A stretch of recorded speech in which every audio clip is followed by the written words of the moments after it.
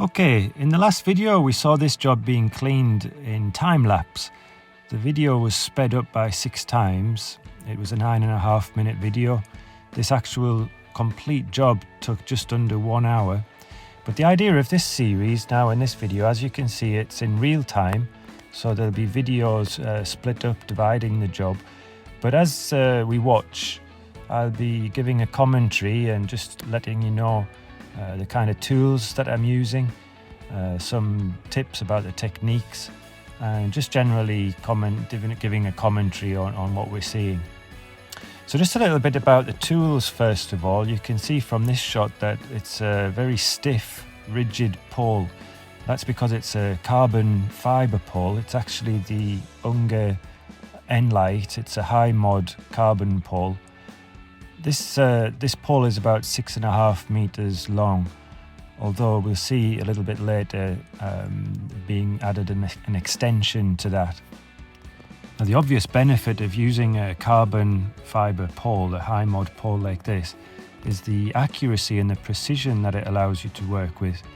Because it's stiff and it's rigid, the movement is translated directly to the squeegee. And because it's light, it's not too difficult to maintain the pole under control. If it was an aluminium or a fiberglass or even a hybrid pole, the bend in the pole would translate to the squeegee. It would make life difficult doing accurate fanning. Another pole, very similar material, which I would recommend, is the Carbonator 7.5 meter pole. Costs less than this pole because this pole actually is a water-fed pole, but I have an adapter in there, which is basically an insert at the end of the pole with an Unger cone, and that allows me to use this accelerator handle that I'm using. It's the original accelerator, and I'm also using the flick pad from Moerman, so I'll give it a good load of solution so that we've got enough to wet up this whole window. Just a little bit about the technique. We want to cover the whole area of the glass with this solution. You see I did the top edge first there because I don't want to be touching that top edge, so I just do that first and then fill in the space underneath. Obviously I don't want to touch the top edge because I don't want any runs coming down later. So after wetting up the whole window up and down, now I'm bringing down the dirt using that fanning motion. So back goes the flick pad. Now we're starting in the middle and working down the sides. You can see I'm working quite a distance away from the windows. That gives me the right angle on the glass to be able to use the squeegee comfortably. Now just look at the wrist motion as I'm turning the pole. That's what's really driving and guiding the swivel motion. So it's in the wrist. It's like a screwdriver kind of action. The pole is twisting, and that gives the drive, guides that squeegee as it fans the way down. The trickiest part is this bottom part where we're closing out, because we're running out of lubrication. The Windowz has been already bladed and there's just a small part of the window left remaining wet, and also because we've came down by 2 meters from the top and the pole length is still the same. And so as you'll see on this next one, and when I get to the bottom, I need to compensate by lowering my body to maintain the angle of the squeegee. So let's watch again the making the full use of the width of the flick pad. This is an 18-inch, 45 centimeters tool.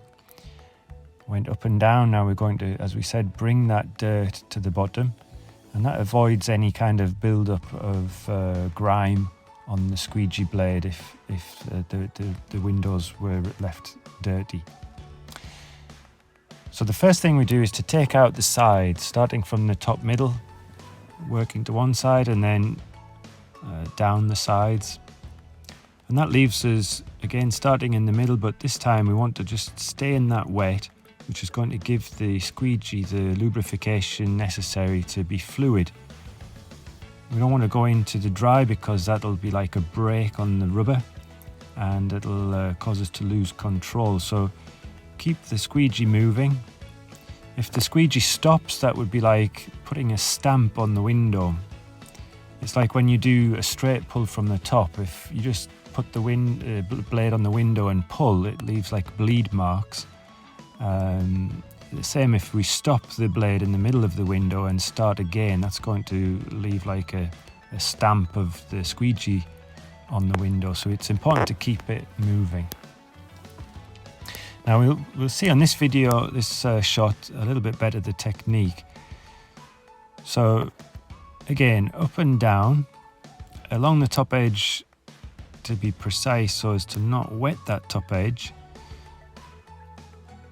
We gave it a good load of water because these are 4 meter squared windows. That's quite a big area to cover. If it was a hot day, I might even use a vice versa if it was, or a backflip or a techno duo if it was a very hot day. Now, starting in the middle, I go in parallel at that top corner so that when I make a slight turn, as you can see here, turning it towards the frame so that the high edge of the squeegee is left where it's wet, because that's where the water is going to run to. So again, starting in the middle, and this time we're going to fan our way down. My eyes are looking to the corner of that rectangle of wet. That's the point where I'm aiming at. So that's going to allow me to stay nicely in the wet. Now when I get to this point, it's starting to get tricky because I'm starting to lose the angle of the blade, so I have to stoop down a little bit to maintain that, to close out. Now if we weren't filming, I would have just carried on cleaning those upper floor windows, the ones that are left, and that would be to avoid this time that it takes to lower the pole, because later we'll have to raise it up again.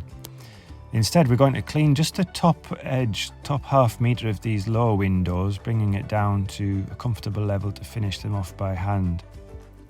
An obvious benefit of these combination tools is that we can wet up the window and then flick it back and immediately be able to blade off the window. So not only is that quicker, as you can see, but it also means better results because the solution doesn't have time to dry. If it was a hot day, then the changing of the tools could take some time, precious time, and in the meantime that solution is evaporating, and when we go to pass over with the squeegee it could already be dry and cause streaking. Another very good tool at this height is the Wagtail High Flyer. It's a very easy tool to use at this height, although on the upper floor windows it's a little bit more tricky to use with the flicking mechanism. Pulex, IPC Pulex, they're bringing out a new tool this month which is very similar. A very similar concept with the swivel and the adjustable angles. It's called the Uni Handle, so it'll be interesting to see how that performs. So now we're going to do the lower half of the windows that we've left. I'm giving the Maykker complete washer set there a good load of solution. Now I'm going to take out my damp frame cloth, and as I'm wetting down the window I'm also following through with that wet cloth. And you can see my left hand and my right hand there with the washer is working wide, wetting up the window to give it a pre-wash.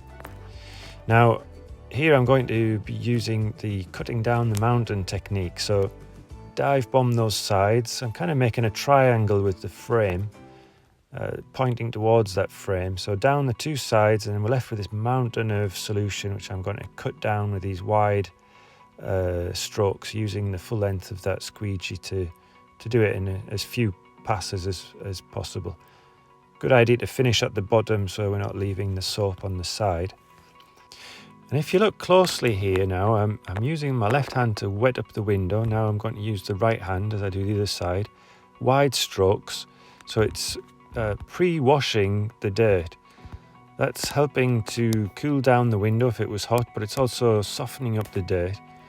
A pre-wash is quite important if the windows are dirty, because if I was just to go and use this two-handed method on a very dirty window, well, it could lead to leaving the dirt on the window because it wouldn't be enough scrubbing power.